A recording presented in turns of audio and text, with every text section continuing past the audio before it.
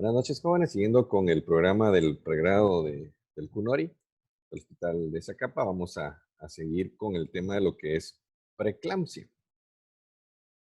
Hay muchas variaciones de las definiciones de preeclampsia en el largo del tiempo. Y pues ahora vamos a usar lo que podríamos decir que en el año 2009, del 2009 al 2019, hubo un cambio de ciertas definiciones, pero realmente el manejo sigue siendo el mismo. Casi en su mayoría son ciertas variantes diagnósticas y pues no va a variar. Lo importante es que ustedes sepan los criterios diagnósticos y que se basen al protocolo del hospital donde estamos laborando. Entonces, no tenemos derecho de autor. Estamos agarrando una clase de la web para nosotros poder hacer un proceso dialógico. Eso significa que tenemos un diálogo partiendo de que nadie tiene la razón, sino que estamos abiertos a muchas posibilidades. Entonces siempre soy muy respetuoso de esto. No, yo no hago un copy-paste y quito mi nombre, sino que siempre sencillamente pues damos el mérito a quien lo tiene. Entonces, la preeclampsia ha sido pues ya conocida desde hace siglos y viene del término griego de clamptos, de relámpago, que significa antes de el relámpago o de la convulsión. Podríamos entender que es de los tres jinetes del apocalipsis, se podría decir de la mortalidad materna, y que en los países en vías de desarrollo y latinoamericanos es la tercera causa de muerte. Hablamos entre el 24 a 25% de las causas de muerte materna. Entonces sí es vital entender esto, porque aparte de la hemorragia postparto, la sepsis, pues tenemos los trastornos hipertensivos durante el embarazo. Realmente no contamos con una estadística propia, característico de nuestro bello país, Guatemala, ¿verdad? Entonces, que a veces estamos en Guatepeor. No, hay que avergonzarse por decirlo, hombre, pues sí es la realidad. Primer lugar en Latinoamérica con desnutrición crónica 51%, pues sí creo que es un tema del que no nos deberíamos de sentir orgullosos, pero así es nuestro país de desigualdades. Entonces, hay múltiples teorías para poder decir lo que es la preeclampsia. Está la teoría genética, la teoría familiar, la teoría multisistémica, la teoría del trofoblasto, la teoría nutricional, la teoría inmunológica. ¿Quién tiene la razón? Solo papá Dios lo sabe, ¿no? Pero lo que sí podemos saber es que es un conjunto de factores que van a desencadenar en un síndrome. Por eso dice multisistémico. Me encanta esa palabra, porque somos un sistema, pero el ser humano lo clasifica en sistemas que le ha dado un nombre, pero realmente el ser humano solo es uno. Entonces, ¿cuál es la prevalencia en nuestro hospital? Pues la desconocemos en este momento, pero sí hemos hecho tesis. Creo que la doctora Tati Mariscal hizo complicaciones de la preeclampsia y ella tiene datos allí. Estamos entre el 10 al 15%. Se habla de que no debe suceder después de la semana 20 de gestación, porque la primera invasión del trofoblasto sucede entre la 11 y la 12 y la segunda termina a las 18 semanas y damos 2 semanas más, creyendo que esa es una de las teorías. No debería de darse antes de la 20 semana. Levanto la mano, doctor, pero tengo enfermedades de la colágena. Wow, puede tener preeclampsia entonces. Es que tengo lupus eritematoso sistémico. Puede tener preeclampsia antes de la semana 20. Es que tengo embarazo molar incompleto. Puede tener preeclampsia también. Entonces, no, esto no está escrito en piedra, ¿no? Pero estas enfermedades sí pueden hacer que desarrollemos preeclampsia antes de la semana 20. Pero como regla general, no podemos decir que es preeclampsia antes de la 20 semana. Em, ¿Cuáles son ahora las variantes que podemos tener? Realmente antes se decía que era em, preeclampsia leve, moderada, severa. Y esto era un problema porque al tener en la preeclampsia moderada, realmente no sabíamos nosotros qué hacer con esa gran cantidad de pacientes. Entonces sobretratábamos a unas y a otras no les dábamos tratamiento.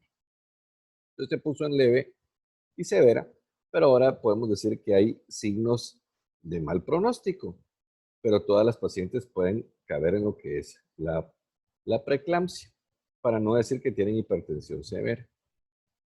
Cuando una paciente presenta 140/90, podemos decir que tiene una hipertensión.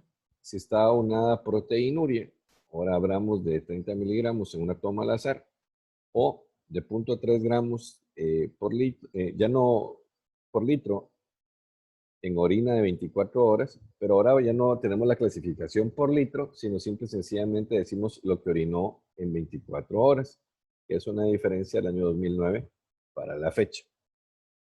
Entonces, pues es por lo que nos vamos a regir. Y ya habíamos, la vez pasada, tenido un diálogo que habían ciertos maestros que estaban todavía con la teoría del 2009 o 2019. La verdad no va a variar mayor cosa, ¿no? O sea, no va a variar mayor cosa.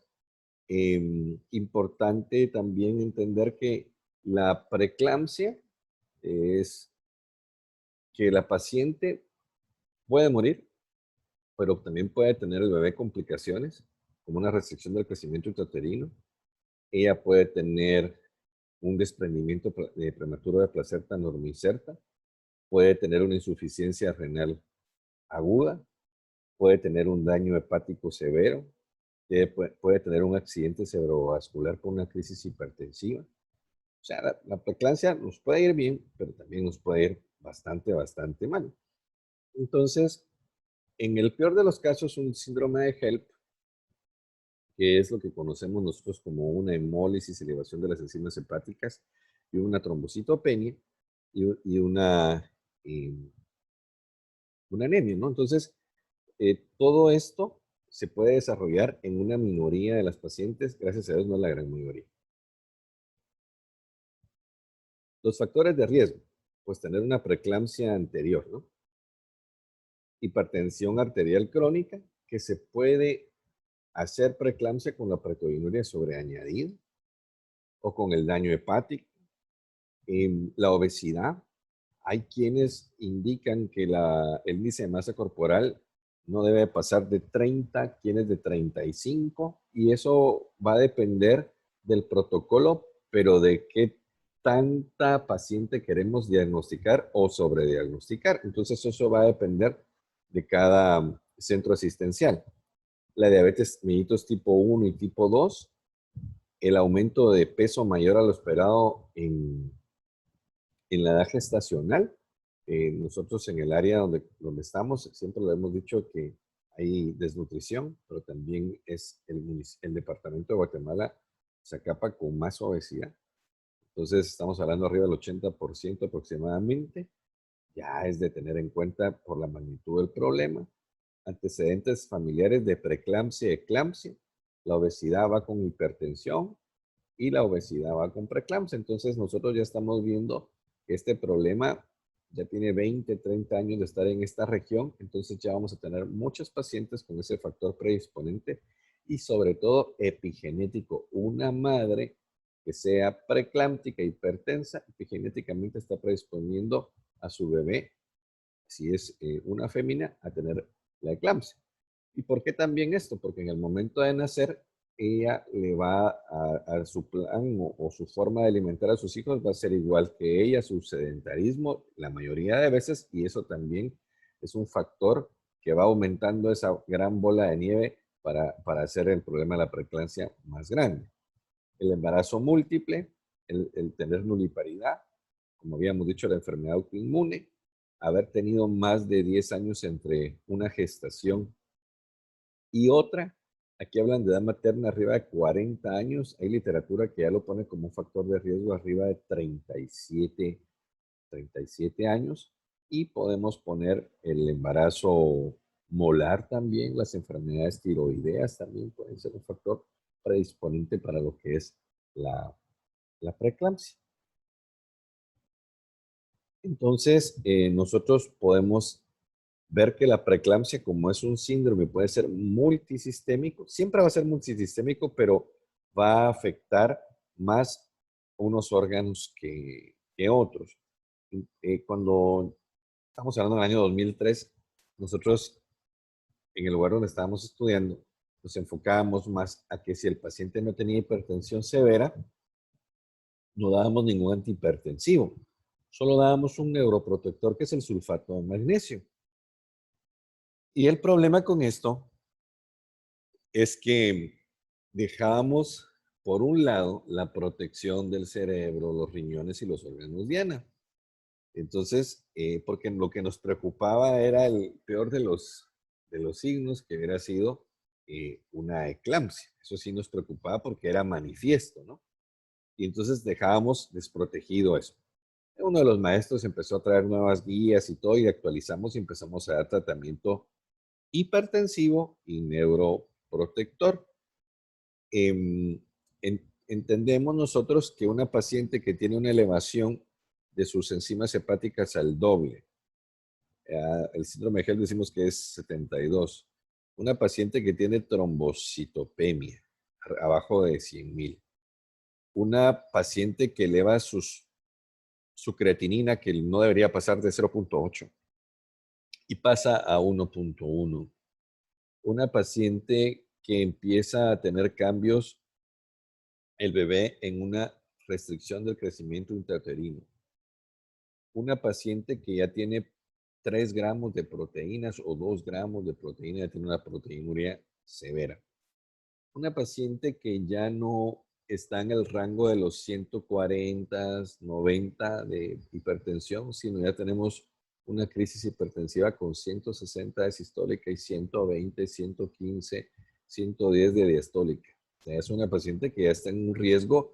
no solo de la preeclampsia, que es la convulsión, que pueda tener un daño hepático, una ruptura hepática, una coagulación intravascular diseminada, un síndrome de HELP, pero que también vaya a tener una enfermedad aguda del corazón o un accidente cerebrovascular de tipo hemorrágico. Entonces, tenemos que ver que no solo la convulsión, sino todo lo que puede desencadenar. Miramos lo que habíamos comentado, que antes se hablaba de que la proteinuria era 0,3 gramos por litro en 24 horas y ahora arriba de 0,3 gramos en 24 horas. Hay una clasificación del HELP que podríamos decir de 100 a 150,000, de 100 a 50,000 y abajo de 50,000.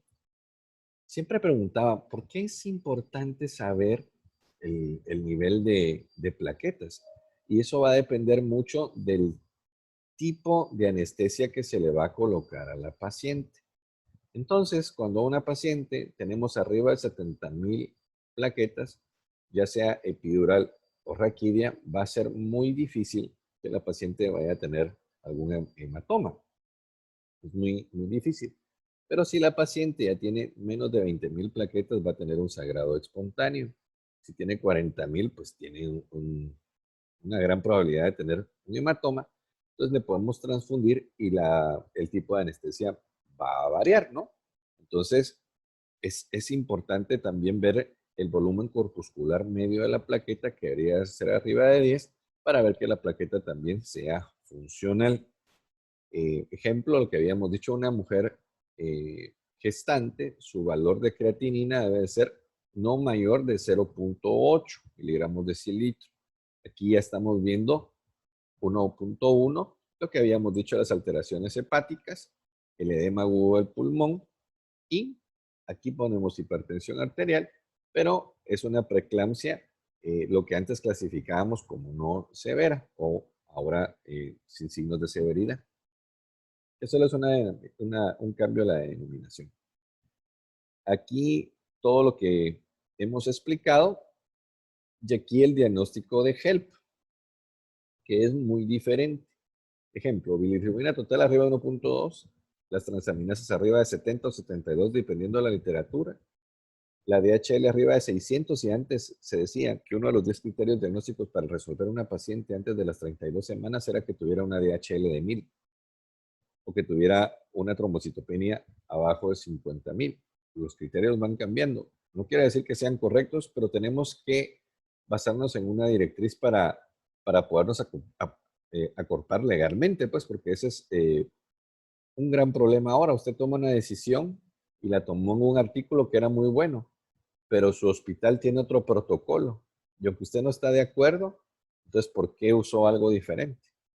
Y entonces la medicina basada en la evidencia, lejos de ayudarnos en ese sentido, cuando es un paciente que varía, pues sí nos limita bastante. Entonces se podría hacer un consejo multidisciplinario y para poder decir, mire, vamos a cambiar esto y vamos a usar este medicamento porque no hay.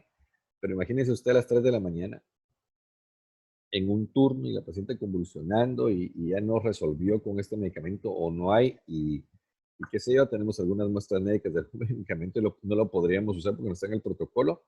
Entonces todo eso se tiene que tener realmente una apertura en los protocolos. Cuando hablamos del manejo o la afección de un bebé, una de las principales afecciones es una restricción del crecimiento intrauterino.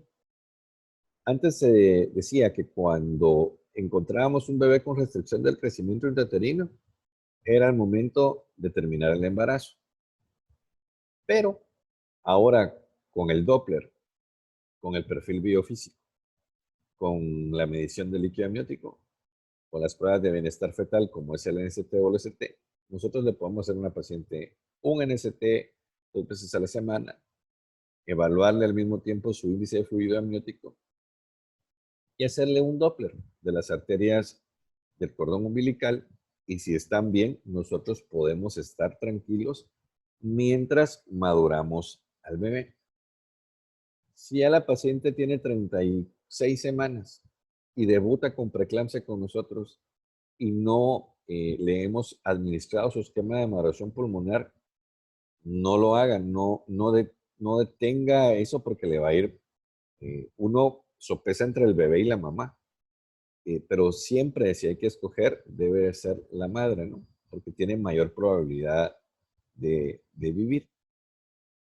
El esquema de maduración pulmonar, hay controversias que cuando usamos esteroides puede aumentar o disminuir el recuento plaquetario, pero realmente no hay nada contundente con esto.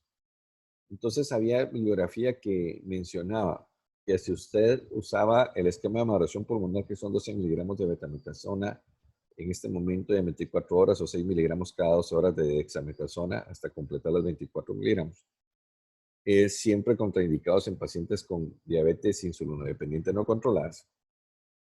Sí se puede usar y va a tener un beneficio porque va a disminuir la edema aguda del pulmón y va a mejorar el tratamiento antihipertensivo. Pero son estudios, como comento, que después se dejan de tomar como valederos, cosa que como investigador yo no estoy de acuerdo. Entonces, un estudio es válido y ¿por qué de un momento a otro deja de ser válido? Si era válido para una población y yo lo hago en otra población y ya no es válido en esa población, la investigación siempre es así. Nosotros cuando hablamos de estudios en investigación, nosotros podemos hacer estadística inferencial. Es decir, que lo que salió en este estudio yo lo puedo aplicar al mismo tipo de población. ¿Cuál es el problema con nuestra región, del país donde elaboramos nosotros? Pues que realmente no tenemos ese auge y esa explosión de investigaciones a cada momento. Entonces nosotros nos basamos en investigaciones de otros países y no logramos entender que son en poblaciones distintas. Y en esos estudios es que nosotros basamos lo que hacemos, y eso es un gran error, porque son poblaciones en tiempo diferente y con características genéticas y físicas totalmente diferentes. Una eclampsia, ya estamos viendo que la paciente está convulsionando. Antes se decía que se podía poner sulfato de magnesio durante la convulsión, siempre haciendo la vía aérea, la cánula, que ahora es contradictorio, su sonda Foley, se esperaba que pasara la convulsión y pasaba la paciente a sala de operaciones. Después nos dimos cuenta a través de los estudios de que era mejor poner el sulfato de magnesio, eh, el ABC de la vía aérea, el oxígeno, la hidratación, apagar las luces porque es estimulante, tener todo listo, pero recuperar al bebé, porque nos llamaba mucho la atención que eran bradicardias prolongadas muy severas y salíamos corriendo como un sufrimiento fetal agudo y el bebé pues no le iba tan bien. Entonces lo mejor es recuperar al bebé porque esa bradicardia que tiene la criatura es que la mamá no respira por la convulsión. No es que el útero va a convulsionar, es una convulsión del cerebro, ¿no? Entonces la mamá no respira. Entonces si nosotros permeabilizamos la vía aérea, ponemos oxígeno, el bebé va a poder llegarle su oxigenación y no tener problema. La mayoría de las convulsiones pueden ser autolimitadas de 1 o 2 minutos, incluso 4 o 5. Esa es la gran mayoría. Pero estas pacientes ya deberíamos de tener preparado incluso el quirófano y el anestesiólogo para ver qué sucede si no parará la convulsión. Hay pacientes que está usted evaluándolas y de pronto le dice que ellas ya no lo miran, que miran solo blanco. Esta es una ceguera cortical y significa que la paciente, aunque no esté usted viéndola con convulsiones tónico-clónicas, ya está, es igual a decir que tiene una eclampsia. Y siempre puede venir precedida por la hiperreflexia, náuseas, cefalea intensa. O pueden presentarse sin síntomas. Pero un tip que a mí me llamó mucho la atención, que lo viví varias veces en el Seguro Social de Guatemala, era eso, ¿verdad? Que los pacientes dejaban de percibirlo uno, su visión ya no era normal, estaban, por decirlo así, cieguitas, y entonces era lo mismo que si estuvieran convulsionando y había que ponerle su sulfato de magnesio. Dependiendo de la literatura, vamos a ver lo que está de 2 a 4 gramos, puede ser IV, debe ser IV, antes eran bolus, y dependiendo el lugar podemos ver que va en dilución. Diagnóstico diferencial, hipertensión arterial crónica. Aquella paciente que ya tenía hipertensión es un factor predisponente para preeclampsia, pero no va a tener proteinuria. Las nefropatías, ¿por qué? Porque habíamos dicho de que pacientes arriba la creatinina de 1.1, entonces ya podemos nosotros decir que es una preeclampsia con factores deleterios, ¿no? El síndrome de Cushing, una pancreatitis, su mortalidad es hasta el 50%, un lupus eritematoso sistémico. Habíamos mencionado que las pacientes que tienen lupus pueden tener preeclampsia antes de las 20 semanas. Los trastornos convulsivos primarios como y confundirlos como una eclampsia. Ejemplo, ¿cuántas pacientes podemos ver en la emergencia que convulsionan eventualmente, pero cuando llegan más ahora con lo del COVID, que no pueden llegar muchas pacientes a la emergencia y no llevamos un historial y pues las pacientes no se pueden expresar bien en el área de Chortí y la podemos confundir. Usted llega a la emergencia con una embarazada y le está convulsionando, lo primero que piensa es en una eclampsia. Entonces, ¿qué tiene que hacer? Tomar la presión. Toma su presión arterial, está normal, después de la convulsión, por supuesto.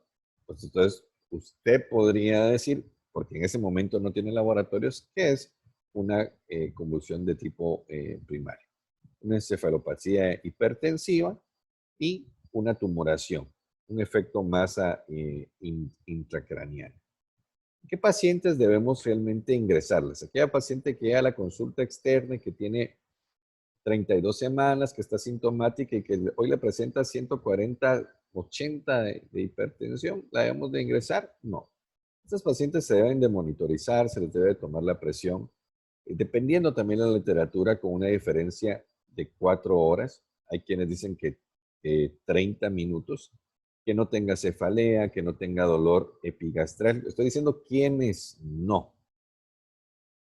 Y que sus laboratorios que se acaba de hacer en este momento le dice que no tiene proteinuria, que su ASAT está normal, que su bilirrubina directa está normal, que no está hemoconcentrada, porque hay que entender que las pacientes con preeclampsia tienen un 13% más concentrada la hemoglobina que las que no. O sea, el hecho de tener preeclampsia hace que haya una concentración de la masa globular.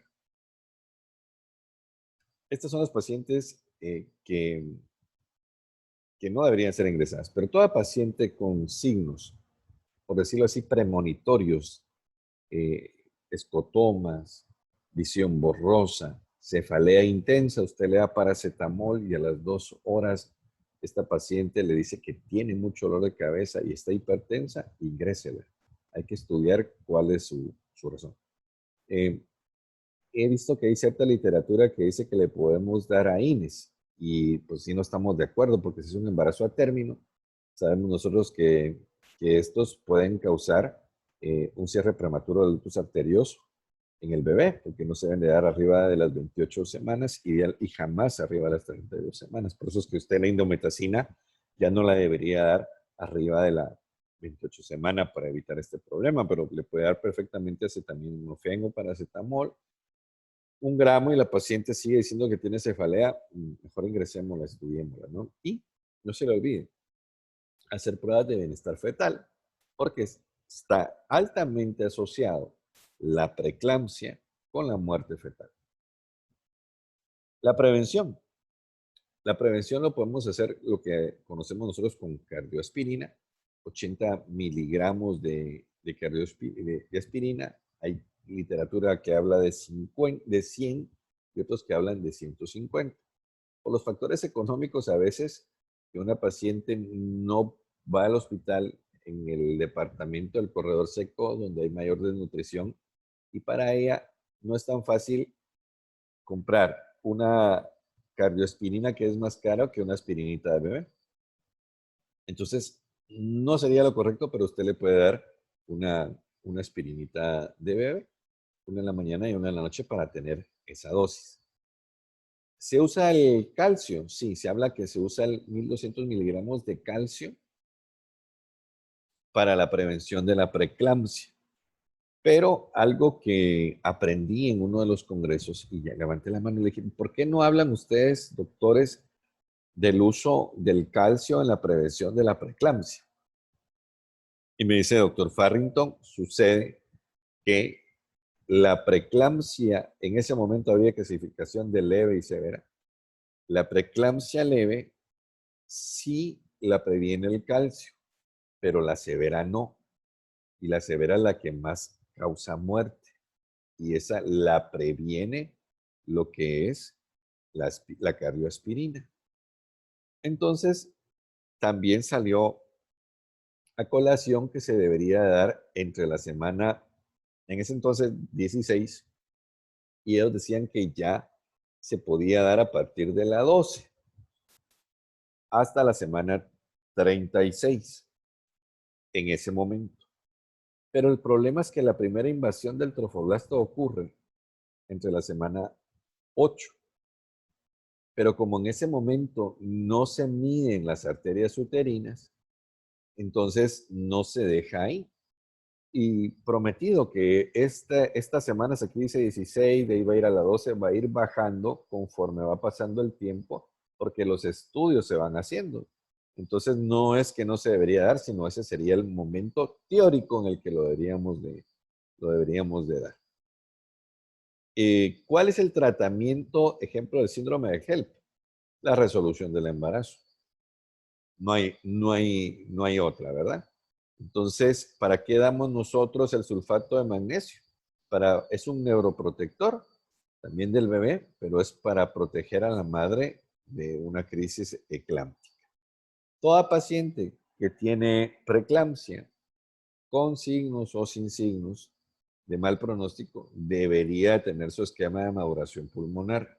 Repetimos, ustedes ya lo saben, pero alguien nos va a escuchar por ahí. Son 12 miligramos de betametasona a partir de la semana 26 a 34, dice la literatura, y el esquema de maduración pulmonar se administra hoy y se repite en 24 horas para que a las 72 horas ya tengamos el esquema de maduración pulmonar. Algo que uso en la clínica particular, que no está en los protocolos, es que toda paciente, un día antes de ponerle su esquema de maduración pulmonar personal, le realiza una metodología completa, un examen de orina y un examen de glucosa. Porque nosotros sabemos que la diabetes gestacional puede debutar en cualquier momento del embarazo. Pues yo no soy papito Dios para saber si la paciente lastimosamente está debutando o no, pero ya me he dado esas sorpresas, pacientes todo normal, curva de la tolerancia normal, y al mes, un día antes de administrar el esquema de maduración pulmonar, su glucosa y sorpresita, ¿verdad? Debutando con diabetes gestacional. Entonces, cada medicamento que usemos, cada acción que vayamos a tomar, siempre tenemos que ver que no vayamos a tener un efecto iatrogénico. Lo primero en la ética es la no maleficencia y después la beneficencia. Cada vez que usted va a tomar una acción, lo primero que tiene que ver es no vaya a hacer el mal. Y después miramos el bien. Entonces es algo muy personal que yo solo les doy como el tip, la perlita, y si hemos encontrado pacientes, definitivamente entonces les controlamos sus niveles de glucosa y si ya está de acuerdo ya le ponemos nosotros sus esteroides, porque nosotros sabemos que los esteroides aumentan los niveles de glucosa e incluso hasta una cetoacidosis, ¿no? Entonces sí tenemos que tener ese cuidado. Entender también que la cardiospirina pues también puede aumentar un poco el sangrado durante el parto o la cesárea y por eso se debería suspender 2 semanas antes de que se tuviera esto. Pero entendemos que son pacientes de alto riesgo, que en cualquier momento pueden iniciar el trabajo de parto o una complicación. Cuando nosotros calculamos la fecha probable de parto según Nigal o Allopinar, que son las 3 reglas para calcularlo, entonces me dice la paciente, doctor, ¿y cuándo van a ser mi bebé? Fíjese, mami, le digo yo, que yo no sé cuándo va a nacer su bebito. Yo lo que sí sé es que esa es la fecha probable en la que usted tiene 40 semanas. Y si nos ponemos así algo estudiosos, si le podemos decir, y el error más menos puede ser de 0,7%, siempre la constante. No le vamos a decir eso. Pero de esa semana de gestación no te deberías de pasar porque aumenta el riesgo de que tu bebé le pudiera pasar algo. Y pueden hacer idealmente a las 38:30, pero nadie sabe. Pero lo que sí tenemos que saber bien, le digo, es que esa fecha no deberías de pasarte para no tener complicaciones y también saber a partir de qué semana de la edad gestacional ya tenemos una madurez pulmonar tranquila, que estamos con total tranquilidad en las 38:30. Aunque embarazo a término estamos diciendo que es a partir de las 37, pero les había comentado que entre el 5 a 10% de los niños todavía pueden tener alguna complicación en su adaptación para respirar. Le damos parto si no hay no hay signos de severidad. Con mucho gusto le podemos dar parto vía vaginal y manejo conservador si es abajo de las 38 semanas. Si la paciente tiene alguna comorbilidad, usted también va a tomar los factores de la presión arterial, aunque no sean severos, para el manejo.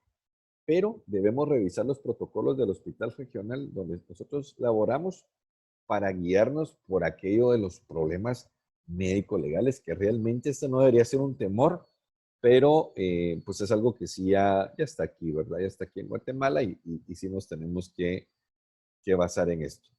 Toda paciente con preeclampsia o hipertensión debe de ser evaluada en la clínica de alto riesgo. Nosotros contamos con clínica de alto riesgo, ¿verdad?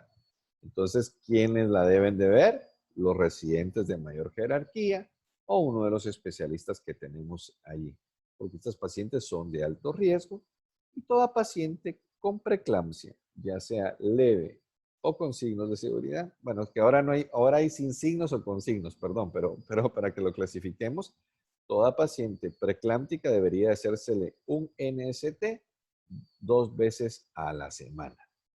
Perfil biofísico ya hemos aclarado que es más prolongado y si hacemos un NST y un AFI estamos viendo las variables agudas del perfil biofísico, porque si el NST está normal, es decir, la reactividad está normal, sabemos nosotros que los núcleos de oxigenación del cerebro, tanto de movimientos respiratorios, movimientos fetales y tono, van a estar oxigenados si el trazo es reactivo.